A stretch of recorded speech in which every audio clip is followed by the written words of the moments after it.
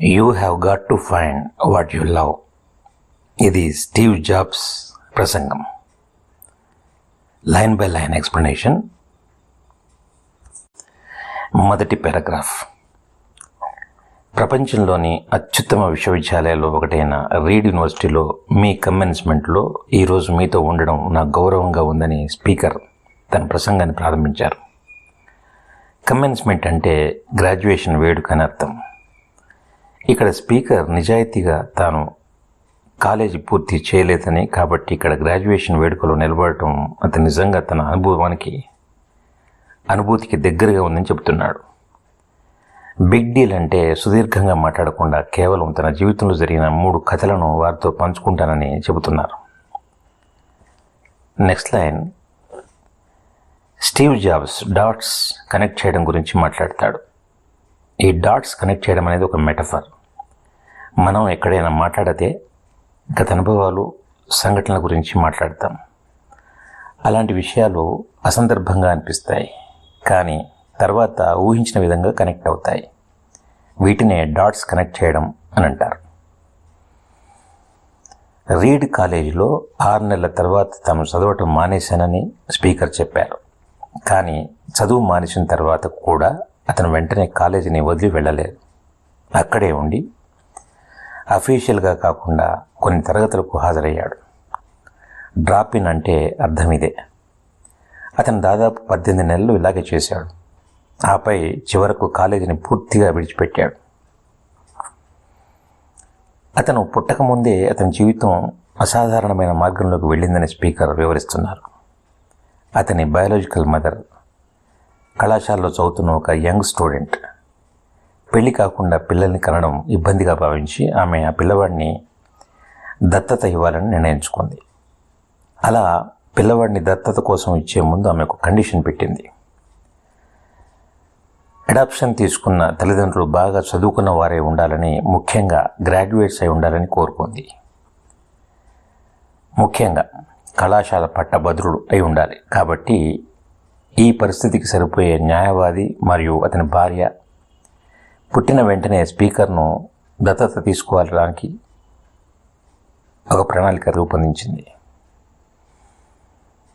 Adapt చేసుకోబోయే మొదటి parents అంటే న్యాయవాది మరియు అతని భార్య బిడ్డ పుట్టిన తర్వాత చివరి నిమిషంలో తమ మనసు మార్చుకున్నారు. వారు మాకు మగబిడ్డ వద్దు, ఆడపిల్ల కావాలని అడిగారు. కాబట్టి అడాప్షన్ ఏజెన్సీ మరొక అడాప్ట్ చేసుకోవడానికి వెయిటింగ్ లిస్టులో సిద్ధంగా ఉన్న జంటను పిలిచింది. ఏజెన్సీ వెంటనే ఆ అర్ధరాత్రి వారికి ఫోన్ చేసి మగబిడ్డను తీసుకుంటారా అని అడిగింది. సంకోచం లేకుండా వారు ఆఫ్కోర్స్ అంటే తీసుకుంటామని చెప్పారు. దత్తత తీసుకున్న తర్వాత స్పీకర్ బయాలజికల్ మదర్ తనను బాధపెట్టే ఒక విషయాన్ని గమనించింది. దత్తత తీసుకున్న తల్లి గ్రాడ్యుయేషన్ పూర్తి చేయలేదు. దత్తత తీసుకున్న తండ్రి కూడా ఉన్నత విద్య పూర్తి చేయలేదు. ఇది తన బిడ్డను ఎడ్యుకేటెడ్ పేరెంట్స్ చేతుల్లో పెంచాలని ఆమె బలమైన కోరికకు విరుద్ధంగా ఉంది. ఈ కారణంగా అడాప్షన్ పేపర్స్పై సంతకం పెట్టడానికి ఆమె మొదట నిరాకరించింది. కానీ కొన్ని నెలల తర్వాత ఆమె వాటిపై ఒక కండిషన్పై సంతకం చేయడానికి అంగీకరించింది. దత్తత తీసుకున్న తల్లిదండ్రులు భవిష్యత్తులో తన బిడ్డ అంటే స్పీకర్ కళాశాలకు వెళ్తాడని వాగ్దానం చేయాలి. అడాప్షన్ అయిపోయింది. అయిన తర్వాత 17 సంవత్సరాల తర్వాత స్పీకర్ ఈ కాలేజీలో చేరాడు. కానీ చాలా ఎక్స్పెన్సివ్ కాలేజీని ఎన్నుకున్నాడు. ఎంత ఎక్స్పెన్సివ్ అంటే స్టాన్ఫోర్డ్ లాంటి కళాశాల అంత ఎక్స్పెన్సివ్ అన్నమాట. అతన్ని దత్తత తీసుకున్న పేరెంట్స్ వర్కింగ్ క్లాస్కు సంబంధించిన వాళ్ళు. స్పీకర్ వారి ఫినాన్షియల్ బర్డెన్ని అర్థం చేసుకోలేకపోయాడు. వారి జీవితకాలపు సేవింగ్స్ అంతా అతని ట్యూషన్ ఫీజు చెల్లించడానికే సరిపోతుంది. 6 నెలలు చదివిన తర్వాత తన విద్యకు అంత ఖర్చు పెట్టాల్సిన అవసరం లేదని భావించాడు. తన భవిష్యత్తు గురించి తాను అయోమయంలో ఉన్నానని స్పీకర్ ఒప్పుకుంటున్నాడు. జీవితంలో తాను ఏం చేయాలనుకుంటున్నాడో అతనికి తెలియదు. తన తల్లిదండ్రులు తమ జీవితాంతం సేవ్ చేసిన డబ్బునంతా కూడా తన చదువు కోసం ఖర్చు చేస్తున్నారని అతనికి బాధగా ఉంది. ఈ ఆలోచనలతో అతను ఒక ధైర్యమైన నిర్ణయం తీసుకున్నాడు. కళాశాల నుండి తప్పుకొని చివరికి పరిస్థితులు ఎలాగైనా ఓకే అవుతాయని అతని నమ్మకం. ఆ సమయంలో కళాశాల నుండి బయటికి రావడం భయానకంగా కనిపించింది. కానీ ఇప్పుడు వెనక్కి తిరిగి చూసుకుంటే స్పీకర్ దాన్ని తాను తీసుకున్న నిర్ణయం అంటే బెస్ట్ డెసిషన్లో ఒకటిగా చూస్తున్నాడు. ఒకసారి అతను చదువు మానేసిన తర్వాత అతను ఇకపై ఇంట్రెస్ట్ కలిగించని క్లాసెస్కి అటెండ్ కావాల్సిన అవసరం లేదు. దానికి బదులుగా అతనికి ఇంట్రెస్ట్ ఉన్న ఏ ఇతర క్లాస్కైనా హాజరయ్యే ఫ్రీడమ్ అతనికి ఇప్పుడు ఉంది. ఈ నిర్ణయం అంత రొమాంటిక్గా లేదు. అతనికి డార్మెటరీ రూమ్ లేదు కాబట్టి స్నేహితుల గదుల్లో నేలపై పడుకునేవాడు. 5 సెంట్స్ డిపాజిట్తో కోక్ బాటిల్ను ఆహారం కొనడానికి తిరిగి ఇచ్చేవాడు. ప్రతి ఆదివారం రాత్రి హరే కృష్ణ ఆలయంలో వారానికి ఒక మంచి భోజనం తినడానికి దాదాపుగా 7 మైళ్ళు నడిచేవాడు. అది అతనికి నచ్చింది మరియు అతని క్యూరియాసిటీ మరియు ఇంట్యూషన్ అంటే అంతర్దృష్టిని అనుసరించడం ద్వారా అతను సంపాదించిన వాటిలో చాలా వరకు తర్వాత వెలకట్టలేనివిగా మారాయి. అతను ఒక ఉదాహరణ ఇస్తున్నాడు. ఆ కాలంలో అత్యుత్తమ కాలిగ్రఫీ బోధనకు రీడ్ కళాశాల యునైటెడ్ స్టేట్స్లో చాలా ఫేమస్. క్యాంపస్ మొత్తం అందంగా చేతితో రాసిన పోస్టర్లు, లేబుల్స్ మరియు డ్రాయర్లపై లేబుల్లపై కూడా కాలిగ్రఫీతో నిండిపోయింది. అతను చదువు మానేసినందున ఇకపై రెగ్యులర్ తరగతులు అటెండ్ కావాల్సిన అవసరం లేనందున స్వేచ్ఛగా అనిపించింది అతనికి. అందుకే కేవలం కాలిగ్రఫీ తరగతిని మాత్రమే అతను హాజరు కావాలని నిర్ణయించుకున్నాడు. ఆ కాలిగ్రఫీ తరగతిలో అతను సెరిఫ్ మరియు సాన్స్ సెరిఫ్, టైప్ ఫేస్ల వంటి వివిధ రకాల ఫాంట్స్ గురించి నేర్చుకున్నాడు. కొన్ని అక్షరాల కాంబినేషన్స్ టెక్స్ట్ దృశ్యపరంగా మరింత ఆహ్లాదకరంగా ఎలా ఉంటుందో అతను తెలుసుకున్నాడు. టైపోగ్రఫీని నిజంగా గొప్పగా చేసేది ఏంటో అతను అర్థం చేసుకోవడం ప్రారంభించాడు. అతనికి ఇది కేవలం రాయడం గురించి మాత్రమే కాదు, ఇది ఒక అందమైన మరియు చారిత్రక కళారూపం. సైన్స్ పూర్తిగా వివరించలేని సున్నితమైన వివరాలతో నిండి ఉంది. అతనికి అది ఇంట్రెస్టింగ్గా అనిపించింది. ఆ సమయంలో అతను కాలిగ్రఫీ క్లాస్లో నేర్చుకున్న విషయాలన్నిటి గురించి ప్రాక్టికల్గా ఆలోచించాడు. అలా ఆలోచిస్తే అతని జీవితంలో అవి ఏ మాత్రం ఉపయోగం లేనివి కనిపించాయి. కానీ 10 సంవత్సరాల తర్వాత అతను మొదటి మాకింతోష్ కంప్యూటర్ని రూపొందించడంలో హెల్ప్ చేస్తున్నప్పుడు ఆ పాఠాలు ఊహించని విధంగా ఎంత విలువైనవో, అతనికి ఎలా ఉపయోగపడుతున్నాయో అతనికి తెలిసింది. టైపోగ్రఫీ గురించి నేర్చుకున్న ప్రతి దాన్ని మ్యాక్ డిజైన్ రూపొందించడానికి ఉపయోగించాడు. ఫలితంగా మ్యాకింతోష్ అందమైన, కళాత్మకంగా రూపొందించిన మొదటి కంప్యూటర్గా నిలబడిపోయింది. ఆ ఒక్క కాలిగ్రఫీ కోర్సుకు తాను హాజరు కాకపోతే మాకింతోష్లో మల్టిపుల్ టైప్ ఫేసెస్ లేదా ఫాంట్లు ఉండేవి కాదని అతను చెబుతున్నాడు. ఇవన్నీ మ్యాక్ గుర్తింపులో ప్రధాన భాగంగా మారాయి. మైక్రోసాఫ్ట్ విండోస్ తర్వాత మ్యాక్ నుండి అనేక అంశాలను కాపీ చేసినందున అతను ఆ కోర్సు తీసుకోకపోతే నేటి పర్సనల్ కంప్యూటర్లు ఇంత మోడర్న్గా లేదా అందమైన టైపోగ్రఫీని కలిగి ఉండేవి కాదని అతను అంటున్నాడు.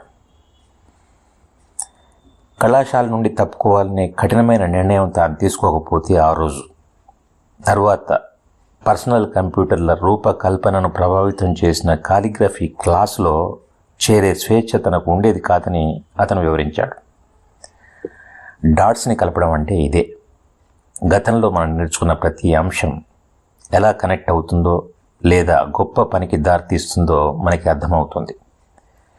10 ఏళ్ల తర్వాత అతను వెనక్కి తిరిగి చూసుకున్నప్పుడు అవన్నీ క్లియర్గా అర్థమయ్యాయి. భవిష్యత్తులో జరగబోయే విషయాల్లో డాట్స్ను కనెక్ట్ చేయలేం. ఆ సంఘటనలు ఎలా కనెక్ట్ అవుతాయో మీరు ఊహించలేరని ఆయన నొక్కి చెబుతున్నారు.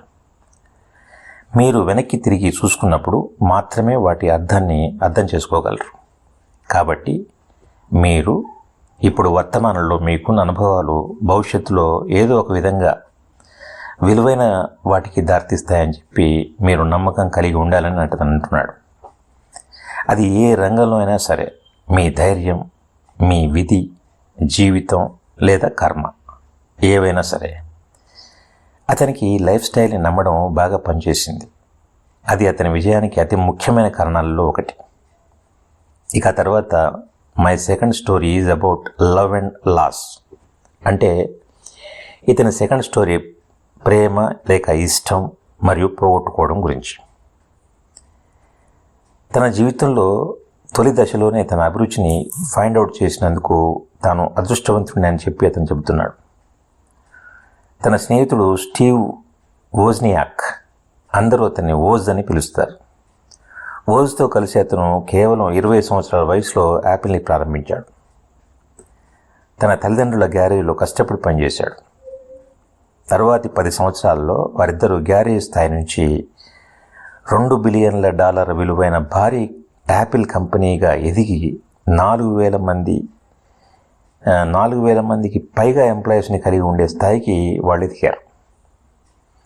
ఇంత గొప్ప విజయాన్ని సాధించిన మ్యాకింతోష్ను ప్రారంభించిన 1 సంవత్సరం క్రితం, అంటే స్పీకర్ తనకు 30 ఏళ్ళు నిండిన కొద్ది కాలానికే ఒక ఊహించిన విషయం జరిగింది. ఆయన సొంత కంపెనీ యాపిల్ నుంచి అతను తొలగించబడ్డాడు. ఆయనే ఫౌండర్ కాబట్టి ఇది కొంచెం వింతగా అనిపిస్తుంది.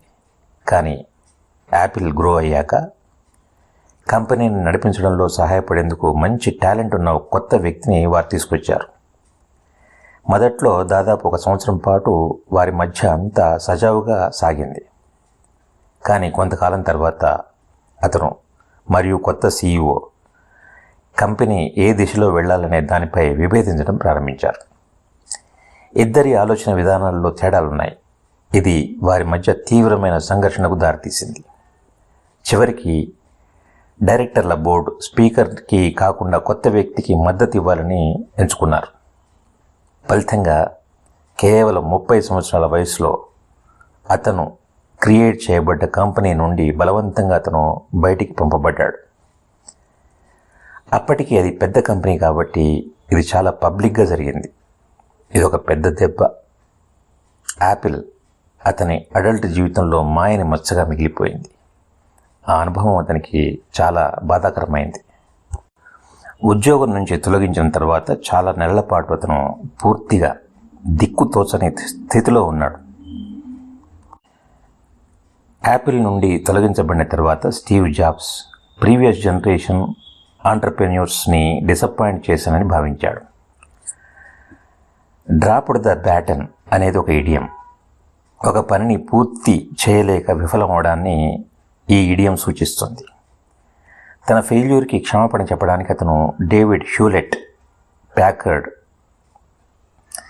కోఫౌండర్ అయిన ప్యాకర్డ్ మరియు ఇంటెల్ కోఫౌండర్ అయిన జాబ్ నోయిస్ వంటి దిగ్గజాలను కలవడానికి కూడా వెళ్ళాడు. ప్రపంచం ముందు తను ఒక కంప్లీట్ ఫెయిల్యూర్ అని భావించాడు. సిలికాన్ వ్యాలీని పూర్తిగా వదిలి వెళ్ళాలనే ఆలోచన కూడా అతని మనసులోకి వచ్చింది.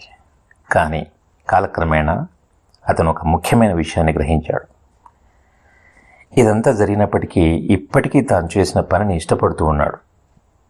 యాపిల్ నుండి బయటికి నెట్టివేయబడ్డ తర్వాత కూడా అతని అభిరుచి ఏమాత్రం మారలేదు. రిజెక్ట్ చేయబడ్డాడు, కానీ కొత్త టెక్నాలజీ క్రియేట్ చేయడం, దాన్ని ప్రపంచానికి అందించాలని డిసైడ్ చేసుకున్నాడు.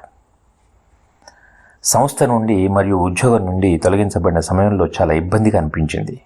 కానీ తర్వాత అది అతనికి జరిగిన ద బెస్ట్ థింగ్ అని అతను గ్రహించాడు. విజయం సాధించినప్పుడు ఒక విజయం ఒక రకమైన ఒత్తిడి మరియు బరువును తీసుకొస్తుంది.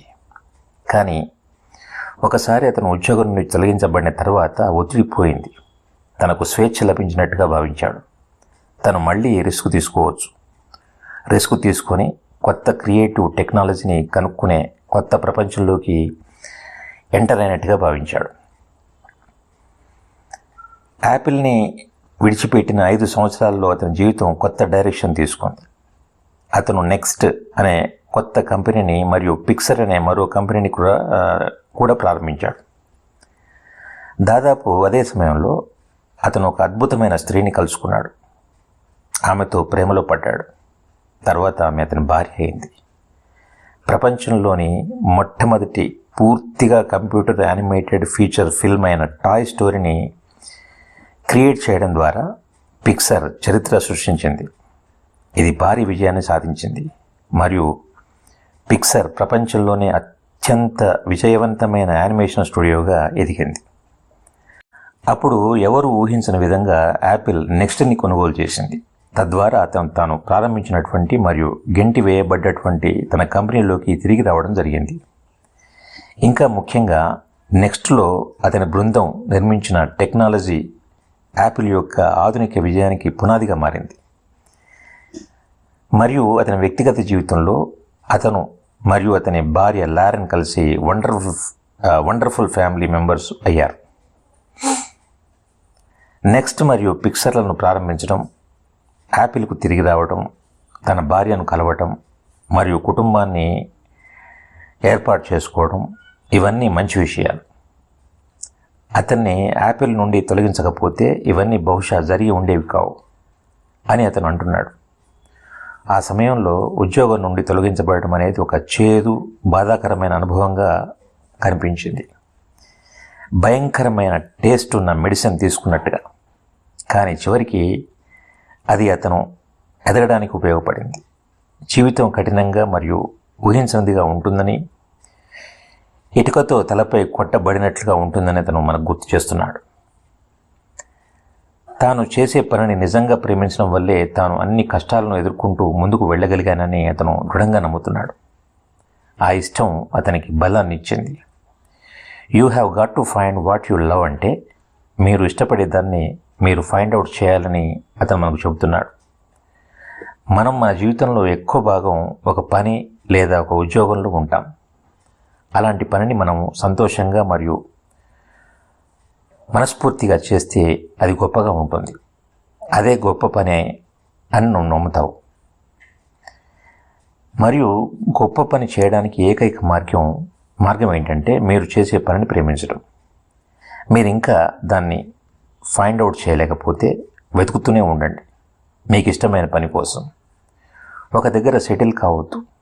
మనసులోని అన్ని విషయాల మాదిరిగానే మీరు దాన్ని ఫైండ్ అవుట్ చేసినప్పుడు మీకు తెలుస్తుంది. ఏదైనా గొప్ప రిలేషన్షిప్ లాగా ఇది సంవత్సరాలు గడిచే కొద్దీ మెరుగుపడుతుంది. కాబట్టి మీరు దాన్ని ఫైండ్ అవుట్ చేసేంత వరకు వెతుకుతూనే ఉండండి, స్థిరపడకండి. ఇక మూడో స్టోరీ మరణం గురించి. అతనికి 17 ఏళ్ల వయసులో అతన్ని తీవ్రంగా ఇన్స్పైర్ చేసిన ఒక కొటేషన్ కనిపించింది. అదేంటంటే, మీరు ప్రతిరోజు మీ చివరి రోజులా జీవిస్తే ఏదో ఒక రోజు మీరు ఖచ్చితంగా గొప్పవారు అవుతారు. ఆ కొటేషన్ అతనితోనే చాలా రోజుల వరకు ఉండిపోయింది. మరియు తర్వాతి 33 సంవత్సరాలు అతను ఒక సాధారణ అలవాటును ఫాలో అయ్యాడు. ప్రతి ఉదయం అతను అద్దంలో తనను తాను చూసుకొని, ఈరోజు నా జీవితంలో ఒకవేళ చివరి రోజు అయితే నేను ఈరోజు చేయబోయేది చేయగలనా అని అడుగుతాడు. సమాధానం చాలా తరచుగా నో అనేది వస్తున్నట్లయితే అతను దాన్ని తన జీవితంలో ఏదో మార్పు అవసరమనే సంకేతంగా భావిస్తాడు. తాను ఒకరోజు చనిపోతానని నిరంతరం గుర్తుంచుకోవడం ముఖ్యమైన గొప్ప నిర్ణయాలు తీసుకోవడంలో తనకు సహాయపడే అత్యంత శక్తివంతమైన సాధనంగా ఉందని అతను చెప్పాడు. ఎందుకంటే దాదాపు ప్రతిదీ, అన్ని ఎక్స్టర్నల్ ఎక్స్పెక్టేషన్స్, గర్వం, ఇబ్బంది లేదా ఫెయిల్యూర్ వల్ల వచ్చే ఎంబరాస్మెంట్ ఇలాంటివన్నీ మరణం ముందు మసకబారుతాయి. ముఖ్యమైనవి మాత్రమే మిగిలిపోతాయి. మనమందరం ఒక రోజు చనిపోతామని గుర్తుంచుకోవాలి. అది మనం ధైర్యంగా ఉండడానికి సహాయపడుతుందని అతను చెబుతున్నారు. మనం తరచుగా రిస్క్ తీసుకోవడానికి భయపడతాం, ఎందుకంటే మనకున్నవి కోల్పోతామనే భయం. నేకెడ్ అంటే మనం ఈ ప్రపంచంలోకి ఏమీ లేకుండా వచ్చాం మరియు ఏమీ లేకుండానే వెళ్ళిపోతాం. కాబట్టి మనం నిజంగా కోల్పోవడానికి ఏమీ లేదు. అందుకే మనం భయపడకూడదు. మన మనసును వినాలి మరియు మనం నిజంగా ఇష్టపడేదాన్ని భయం లేకుండా చేయాలి. దాదాపు 1 సంవత్సరం క్రితం అతనికి క్యాన్సర్ ఉందని చెప్పారు. తెల్లవారుజామున స్కానింగ్ సమయంలో వైద్యులు అతని ప్యాంక్రియాస్లో ట్యూమర్ని కనుక్కున్నారు. ఆ సమయంలో అతనికి ప్యాంక్రియాస్ అంటే ఏమిటో కూడా తెలియదు. ఇది చాలా తీవ్రమైన మరియు నయం చేయలేని ఒక రకమైనటువంటి క్యాన్సర్ అని వైద్యులు వివరించారు. అతను మరో 3 నుండి 6 నెలలు మాత్రమే జీవించవచ్చని వారు చెప్పారు. డాక్టర్ ఇలా అన్నాడు, నువ్వు చేయాల్సిన పనులను చక్కబెట్టుకో. దాని అర్థం ఏంటంటే ఇక మీరు చనిపోవడానికి సిద్ధంగా ఉన్నారు, అలా చనిపోవడానికి సిద్ధంగా ఉండమని. రాబోయే 10 సంవత్సరాల్లో మీ పిల్లలకు ఏదైతే చెప్పాలని మీరు అనుకుంటున్నారో వాటిని కేవలం కొన్ని నెలల్లోనే చెప్పమని దీని అర్థం.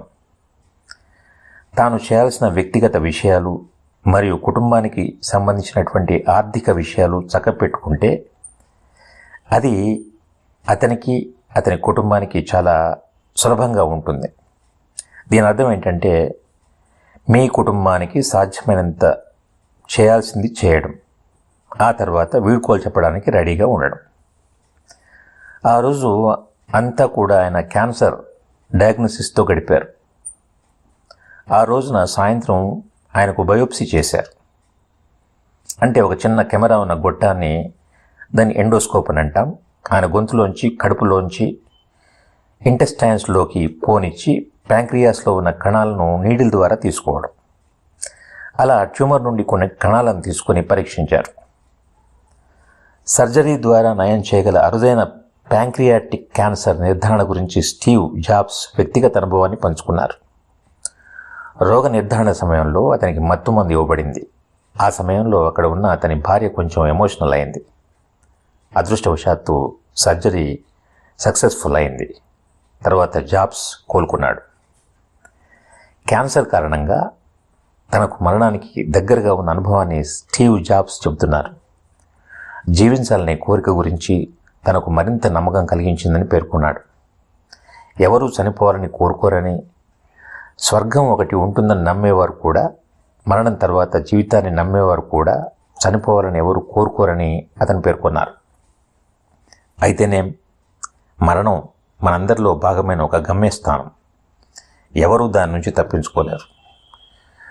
అలా జరగడం మంచిదే, ఎందుకంటే మరణం అనేది జీవితంలోని గొప్ప ఇన్వెన్షన్స్లో ఒకటి. అది లైఫ్ స్టైల్ని మార్చే శక్తివంతమైన ఏజెంట్. పాతదాన్ని తొలగించి కొత్తదానికి దారి కల్పిస్తుంది. ఇప్పుడు మాత్రమే మీరు కొత్తదనానికి ప్రతినిధులు, కానీ కాలక్రమంలో మీరు వృద్ధులుగా మారుతారు. ప్రపంచం మిమ్మల్ని తొలగించి మీ స్థానంలో కొత్త వారికి స్థానం కల్పిస్తుంది. ఆయన ఈ విషయాన్ని డ్రామాటిక్గా మనకు అనిపిస్తుంది ఆయన చెప్పే విషయం, కానీ ఇదే నిజం. మీ జీవితకాలం చాలా తక్కువ, కాబట్టి దాన్ని వేరొకరి జీవితం మాదిరిగా జీవిస్తూ వృధా చేయకండి. డాగ్మాలో పడిపోవద్దు. అంటే వేరొకరి ఆలోచనల ఫలితాలను మీరు అంగీకరించి వారి ఆలోచన విధానాన్ని అనుసరించకండి. ఇతరుల అభిప్రాయాల శబ్దం మీ ఇన్నర్ వాయిస్ని మింగివేయకుండా చూసుకోండి.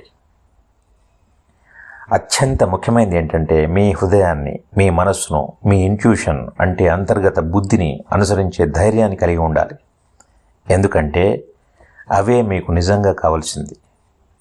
మీకు నిజంగా కావాల్సింది ఏంటో, మీరు ఏం కావాలనుకుంటున్నారో అనే విషయం ఇప్పటికే అవి తెలుసుకుని ఉంటాయి. ఆ తర్వాత మిగిలిన ప్రతిదీ సెకండరీ, అంటే అంత ముఖ్యం కాదని. ఆయన చిన్న వయసులో ఉండగా ఒక అద్భుతమైన పబ్లికేషన్ ఉండేది, ద హోల్ ఎర్త్ క్యాటలాగ్ అనే పేరుతో. అది ఆయన జనరేషన్కి ఒక బైబిల్ లాంటి గ్రంథం. ఎందుకంటే అది లైఫ్, క్రియేటివిటీ, నాలెడ్జ్ గురించి విస్తృతంగా చెప్పేది. ఈ క్యాటలాగ్ను స్టీవర్ట్ బ్రాండ్ అనే వ్యక్తి రూపొందించారు. ఇది ఈ ప్రాంతానికి చాలా దగ్గరగా ఉన్న మెన్లో పార్క్ అనే చోట ప్రారంభమైంది.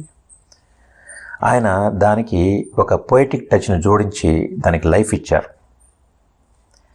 అది 1960ల చివరిలో జరిగింది. అంటే వ్యక్తిగత కంప్యూటర్లు, డెస్క్టాప్ పబ్లిషింగ్ అనే పద్ధతులు ఇంకా రాకముందు. అప్పట్లో ఈ పబ్లికేషన్ పూర్తిగా టైప్ రైటర్లు, సీజర్స్ మరియు పోలరాయిడ్ కెమెరాల సహాయంతో తయారయ్యేది. అది ఏ విధంగా ఉండేదంటే గూగుల్ లాంటిది. కానీ పేపర్ బుక్ రూపంలో గూగుల్ రావడానికి 35 సంవత్సరాల ముందే ఇది జరిగింది. ఇందులో ఐడియలిస్టిక్ క్రియేటివిటీ ఉంది. అవసరమైన టూల్స్, ఉపయోగకరమైన ఆలోచనలు అన్నీ పంచిపెట్టే గొప్ప ఉత్సాహం ఉంది. స్టీవర్ట్ మరియు అతని బృందం ద హోల్ ఎర్త్ క్యాటలాగ్ అనే పబ్లికేషన్కి అనేక సంచికలు విడుదల చేశారు. కొంత సమయం తర్వాత పత్రిక యొక్క ఉద్దేశం నెరవేరింది. ఆ తర్వాత వారు చివరి సంచికను ప్రచురించారు. అది మిడ్ 70s జరిగింది. అప్పుడు తన వయసు ఇప్పుడు తన ప్రసంగం ఎవరైతే వింటున్నారో, అతని ప్రసంగాన్ని ఎవరైతే వింటున్నారో వారి వయసు ఒకటేనని చెబుతున్నారు. దాదాపు 20 సంవత్సరాల వయసు అప్పట్లో అతనికి. వారి చివరి సంచిక వెనుక కవర్పై తెల్లవారుజామున కంట్రీ రోడ్ యొక్క ఫోటో ఉంది. చివరి సంచికలో ప్రశాంతమైన విలేజ్ రోడ్ ఫోటో ఉంది. The kind you might find yourself hitchhiking on it you were so adventurous. అంటే సాహసాలు చేయాలనుకునేవారు, కొత్త అనుభవాలు కావాలనుకునేవారు మరియు రిస్క్ తీసుకోవడానికి ఇష్టపడేవారు ఈ రోడ్డు మీద, అంటే ఈ రహదారి మీద హిచ్ హైక్ అంటే ఫ్రీగా ప్రయాణం చేయవచ్చు. ఆ ఫోటో కింద ఒక చిన్న మెసేజ్ ఉంది. Stay hungry, stay foolish. అంటే ఎప్పటికీ ఆకలితో ఉండండి, ఫులిష్గా ఉండండి. ఇది ఆయన వీడ్కోలు సందేశం. వారు దాంతో తమ జర్నీకి ముగింపు పలికారు. స్టే హంగ్రీ అంటే జీవితంలో ఏదో తెలుసుకోవాలనే తపన ఉండాలి, కొత్తదనాన్ని తెలుసుకోవాలనే కోరిక ఉండాలి. స్టే ఫూలిష్ అంటే భయపడకుండా, ఫూలిష్గా అనిపించినా సరే పెద్ద కలలు కనగల ధైర్యం ఉండాలి. ఈ మాటలు ఆయనకు ఎప్పుడూ స్ఫూర్తిగా ఉన్నాయి. ఇప్పుడు మీరు జీవితంలో కొత్త ప్రయాణం ప్రారంభిస్తున్న ఈ సమయంలో అదే ఆశయాన్ని మీ నుంచి కోరుతున్నానని అతను అక్కడ ఉన్నటువంటి స్టూడెంట్స్తో చెప్పాడు. స్టే హంగ్రీ, స్టే ఫూలిష్ అని అతను ధన్యవాదాలంటూ స్టీవ్ జాబ్స్ తన ప్రసంగాన్ని ముగించారు. ఈ వీడియో వాచ్ చేసినందుకు కూడా మీకు ధన్యవాదాలు. డిస్క్రిప్షన్లో ఈ లెసన్కు సంబంధించినటువంటి సమ్మరీ షార్ట్ వీడియో లింక్ ఇచ్చాను. అదంతా డీటెయిల్గా ఉండదు, వీలైతే చూడండి. Once again thank you for watching this video.